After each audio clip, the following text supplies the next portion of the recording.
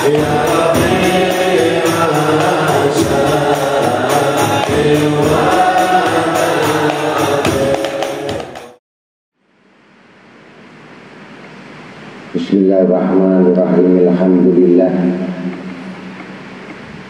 Alhamdulillah alhamdulillahi bi ni'matika timusholihat wa bi dzikri habibi wa tanazzalu rahmat wal barakat wassalatu wassalamu ala asrofil kainat wa sadat nabiyina maulana Muhammad sallallahu alaihi wa alihi wa sahbihi.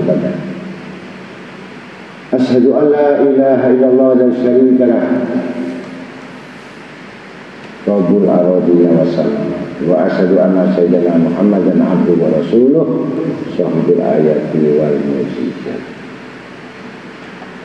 Allahumma salli wa sallim wa barik wa karrim wa adib ala sayyidina wa nabiyina habibina syafina wa qadwatuna wa imamuna wa qurrati a'yunina wa maulana Muhammad salatan tawfiru biha dzunub wa tuslihu biha al-qulub wa tantaliqu biha al-usub wa talinu biha as-suhuf wa ala alihi wa sahbihi man mansub.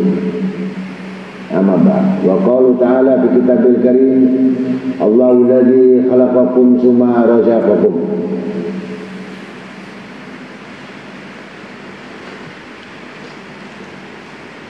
An Abdullah ibn Mas'ud qala Nabi sallallahu alaihi wasallam yakillah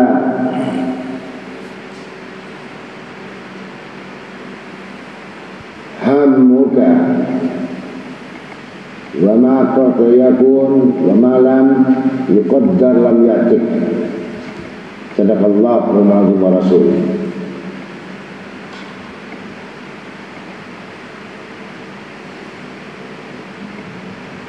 Yang mana disebutkan tadi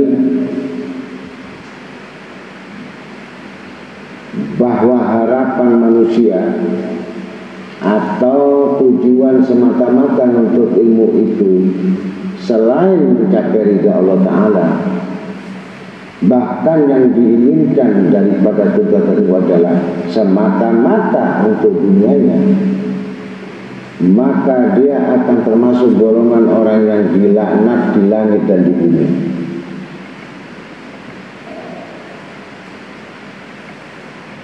Maka Buddha Giliyat berkata, barang siapa yang tidak membulatkan tekad untuk menempuh jalan menuju akhirat, maka dia akan menghadapi 4 macam kebinasaan.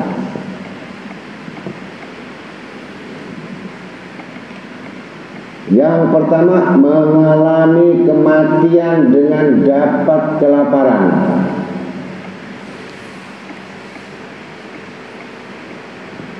Yang kedua, menghadapi kematian dalam marah, yaitu melawan setan.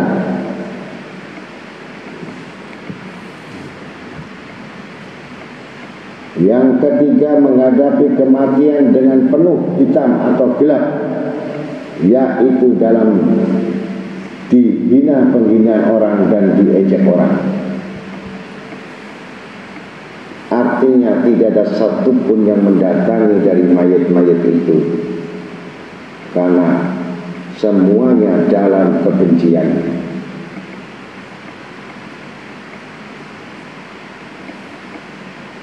Keempat, menghadapi dengan mati hijau, artinya mati pucat, yaitu terkena musibah terus-menerus.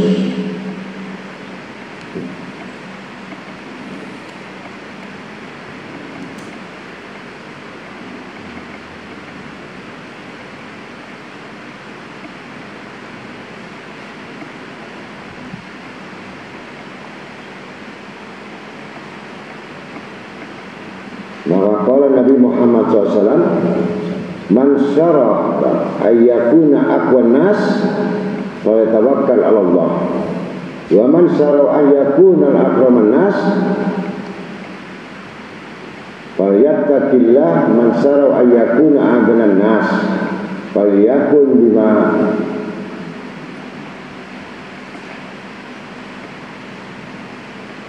fi yadillahi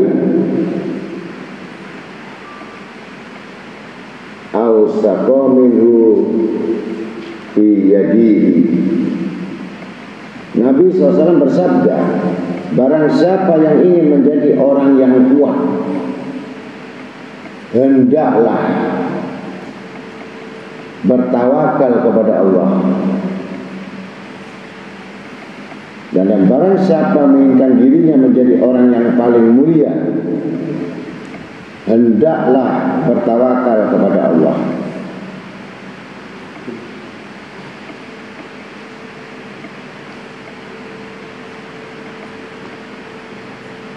Barang siapa yang menjadi orang yang paling kaya, hendaklah dia telah mempercayakan kekuasaan Allah daripada kekuasaan pada dirinya.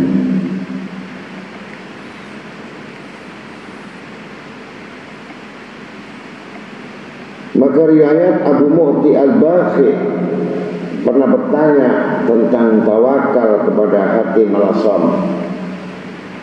Saya dengar engkau pernah mengarungi padang pasir yang sangat sulit itu tanpa membawa bekal. Maka jawab Hatim Al-Asam, mereka banyak mengatakan demikian, sebenarnya tidak demikian. Karena saya selalu membawa bekal 4 bekal. Yang pertama, aku meyakini bahwa dunia berserta isinya dan akhirat semua di bawah kekuasaan Allah Subhanahu wa taala.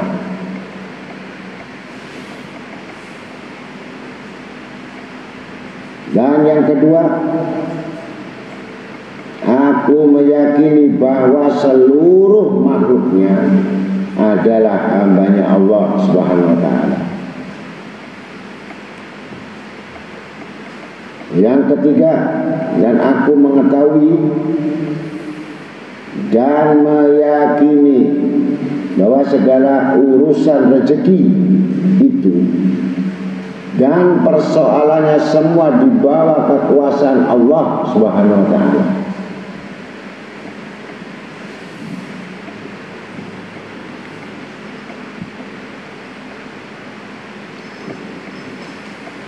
Dan yang keempat, aku meyakini bahwa segala sesuatu yang dikehendaki Allah Subhanahu wa taala pasti akan terjadi karena Allah Subhanahu wa taala. Karena Allah adalah penguasa dan pemilik alam ini.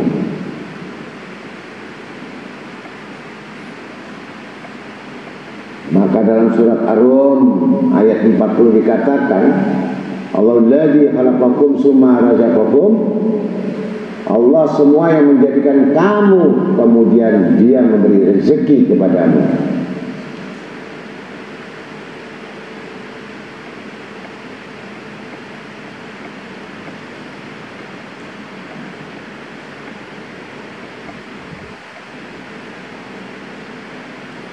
Maka dari Imam Hasan Al-Basri radhiyallahu anhu berkata, Allah akan melaknati orang-orang yang tidak mempercayai jaminannya dalam urusan rezekinya. Melaknat.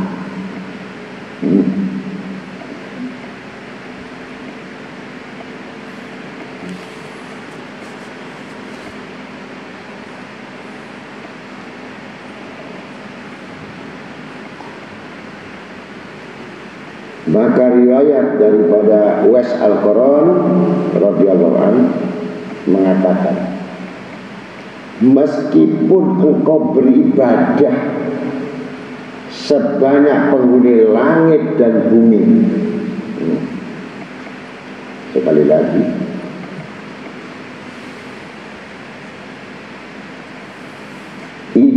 ibadahmu itu tidak akan diterima.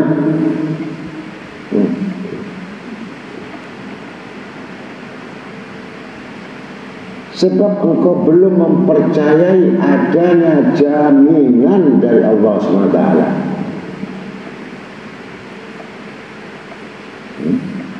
Gimana? Teruskan, tidak masalah.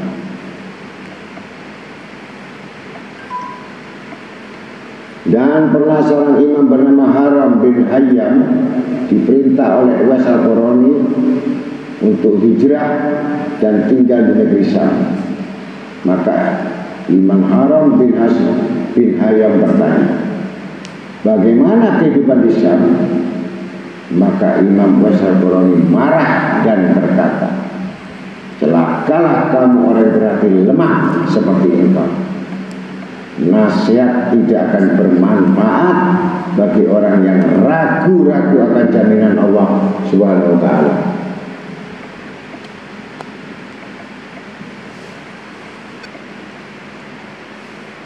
Maka syair Syekh Ibrahim Adham radhiyallahu anhu, yurqa'u dunyana bitamziqi dinina fala dinuna liyabqa ma nuraqqa fatuba li abdin asallallahu rabbahu wajada bidunyahu lima yatawaqqa.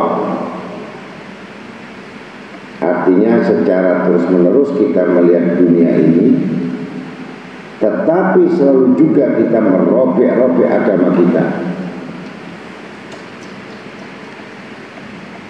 Artinya kenapa urusan akhirat itu kok selalu digantikan dengan hasil dunia ini, merobek-robek harkat, ya, kehormatan Al-Quran. Akhirnya agamamu hancur dan dunia pun tidak boleh lagi dibela. Beruntunglah orang-orang yang jalan Allah sebagai tuannya dan rela berani meninggalkan dunia demi mengharapkan keridhaan Allah SWT. Artinya jangan terlalu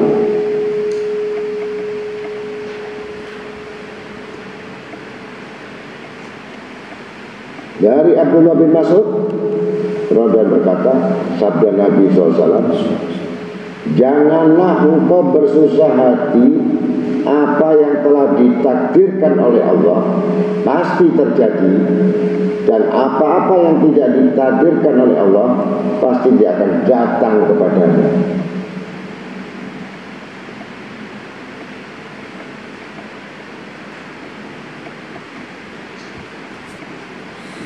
Dalam hadis qudsi, waqala ta'ala fi kitabil karim, man la yarda bi qada'i wa lam yasbir ala bala'i wa lam yashkur ala na'mai wa yatahid ilahan siwa'i.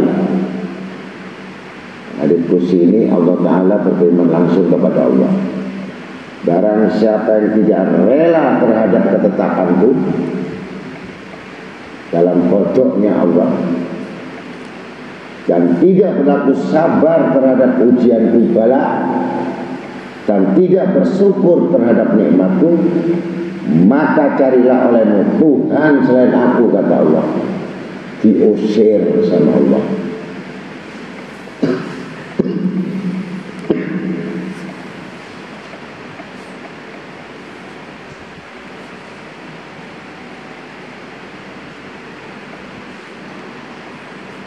Maka kalau Nabi SAW, idza ahabballah qauman ibtalahu,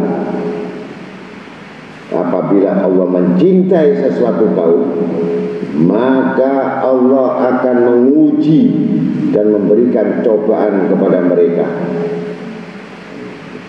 Ini ngajinya mau, ujiannya enggak mau, ya.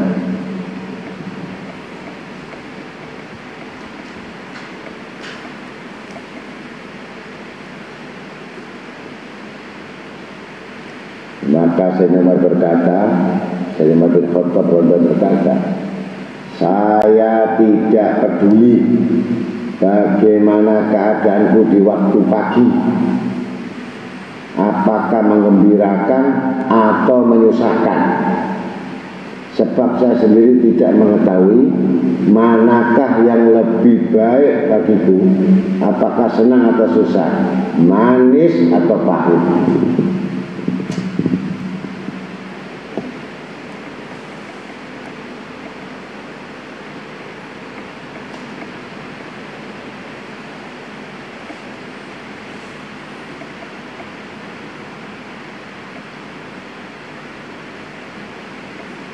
Maka Nabi Daud alaihissalam berkata kepada Nabi Sulaiman putranya, hai anakku, sungguh yang dapat dijadikan tandanya adanya seseorang itu takwa itu dengan 3 macam.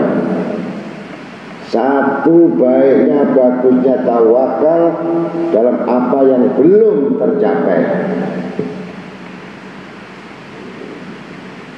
Yang kedua, ridho menerima apa yang terjadi, tercapai dengan senang hati.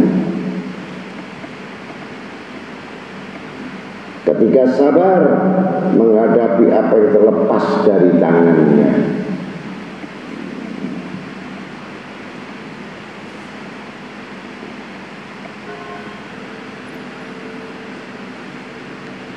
Seorang datang kepada Syakib Az-Zahid, itu gurunya Hakim Al-Asam, minta nasihat. Maka berkata gurunya Syakib, jagalah dan ingatlah 3 perkara. 1, taatlah kepada Allah, maka Allah akan meneguhkan kamu, dan perangilah musuh-musuhmu atau musuh Allah, maka Allah akan membantu kamu. Dan percayalah kepada janji Allah, maka dialah yang akan mendatangkannya kepadamu.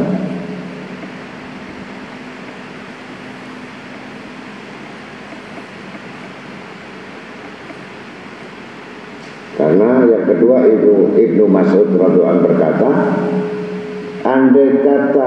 andaikan ahli ilmu itu menjaga kehormatan ilmu dan mereka hanya memberikannya kepada yang berhak, pasti mereka mulia terhadap manusia di masanya. Tetapi sayang mereka itu memberikan ilmu itu kepada ahli dunia.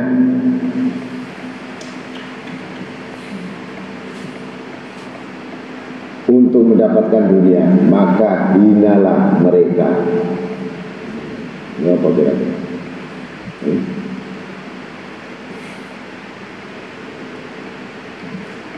Ketiga, saya telah mendengar Nabi SAW bersabda, siapa saja yang membulatkan semua perhatiannya, pikirannya ke satu fokus, yakni datang hanya untuk urusan akhirat semata-mata. Ini yang akhirat. Maka Allah akan mencukupi baginya semua kepentingan dunia. Dan barang siapa yang sibuk dengan urusan dunia, maka Allah tidak hiraukan, akan dibinasakan atau disiksa di lembah yang mana yang paling dalam di api neraka.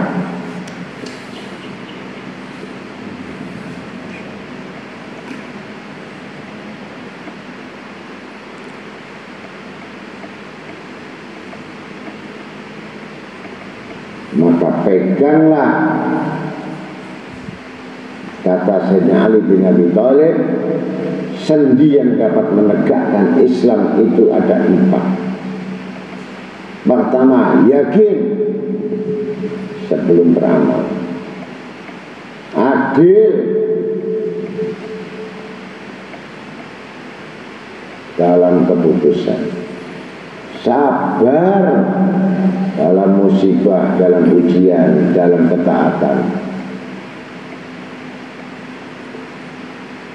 4, jihad melawan hawa nafsu. Ini yang berarti.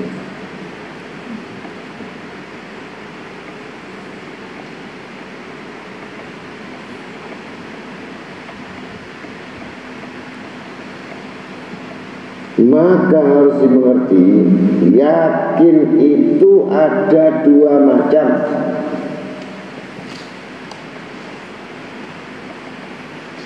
beramalah kepada Allah dengan ikhlas karena Allah dan tidak mengharapkan satu kepentingan dunia atau pujian makhluk.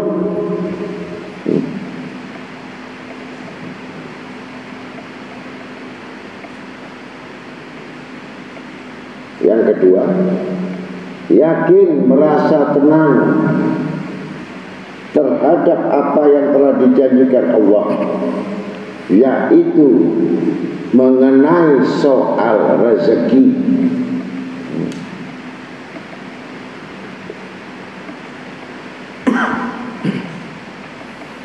Ada juga dua macam. Jika merasa mempunyai kewajiban, maka segera dilaksanakan sebelum dituntut.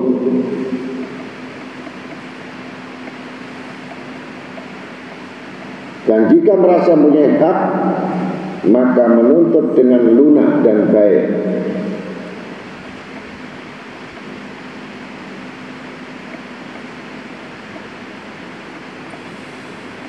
Ketika jihad, sabar. Ada dua: sabar menunaikan kewajiban dan sabar menahan diri dari larangan dan maksiat kepada Allah.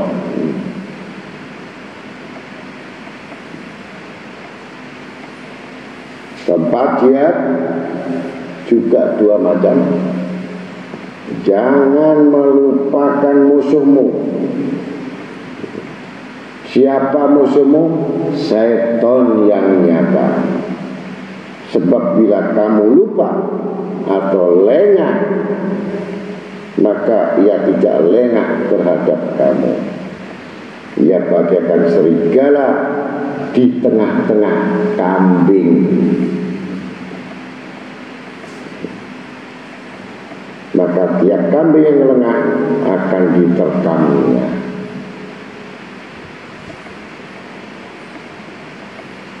Yang kedua, kebanyakan ujian anak Adam itu pasti berurusan mengenai harta mal.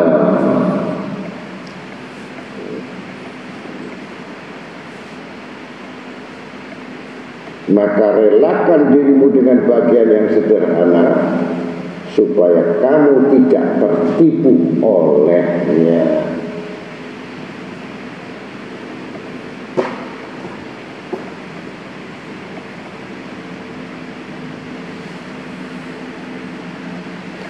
Sakit bertanya kepada muridnya Hatim al-Assam, berapa lama kau belajar ilmu dan datang kepadaku? Jawabnya Hatim, selama belajar 30 tahun. Berapa banyak yang telah kau dapatkan selama itu, selama 30 tahun? Jawabnya, saya hanya belajar 6 kalimat.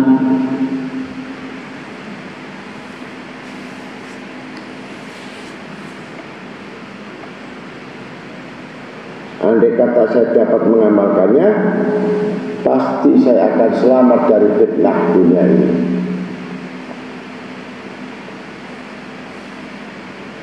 Maka gurunya bertanya, sakit?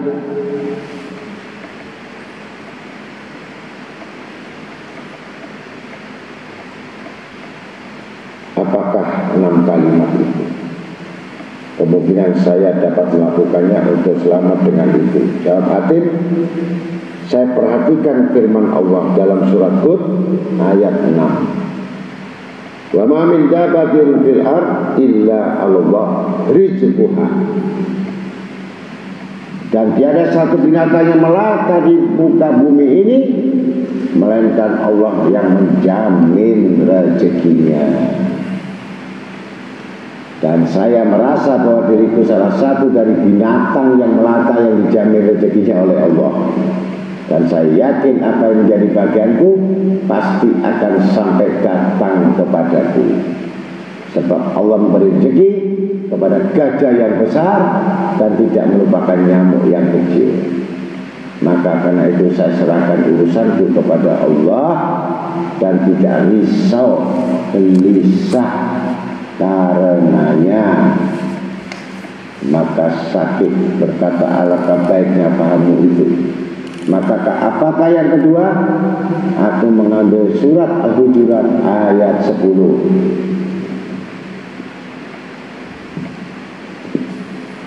Innamal mu'minun ikhwatun. Sesungguhnya orang-orang mukmin itu sebagai saudaraku. Maka saya pandang semua orang mukmin sebagai saudaraku, dan saudara harus sayang kepada saudaranya. Juga saya mengetahui bahwa permusuhan yang terjadi di antara semua orang itu disebabkan karena hasud. Maka saya bersungguh-sungguh mengeluarkan rasa hasud itu dari hatiku. Sehingga berubahlah hatiku yang andaikan seorang mukmin itu di timur menderita, maka saya akan risau karenanya. Seakan-akan itu saudaraku sakitnya aku merasakan. Sampai yang di ujung barat mendapat keuntungan, ini saya akan rasa gembira, seakan-akan saya sendiri mendapatkan keuntungan itu. Maka sakit berkata alangkah baiknya pendapatmu itu. Dan apakah yang ketiga? Yang ketiga, hati mengatakan saya memperhatikan bahwa tiap manusia mempunyai kekasih, dan tiap kekasih harus membuktikan kasih sayangnya. Maka saya dapatkan kekasih itu. Kasih sayangku adalah taat kepada Allah.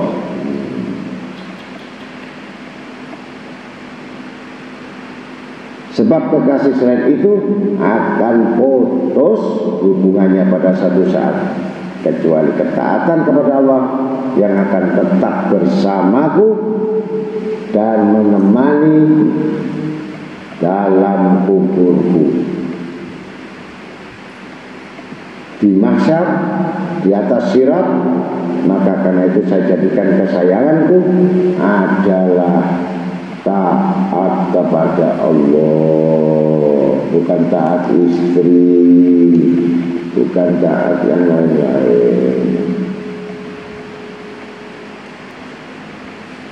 Maka yang kelima, keempat, aku melihat manusia itu setiap apa yang dicintainya selalu dibawa mati.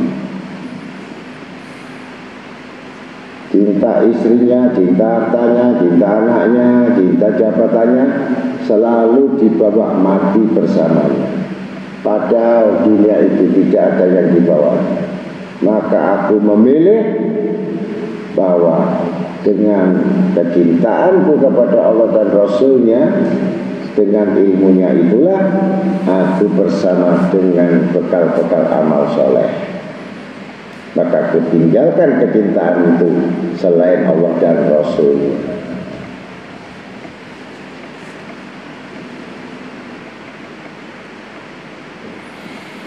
Kelima, aku melihat manusia seakan-akan mengatakan bahwa Allah menjanjikan sesuatu yang pasti akan datang kepadanya.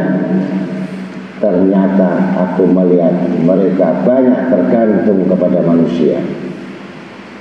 Maka aku tinggalkanlah harapan-harapanku apa yang di tangan manusia, sehingga aku merasa adanya jaminan Allah Ta'ala yang tidak pernah mengingkari. Yang keenam, aku melihat kebanyakan manusia yang selalu takut mati dan ingin hidup selamanya di dunia, dan tertipu dengan apa yang dilihatnya dan yang dirasakannya.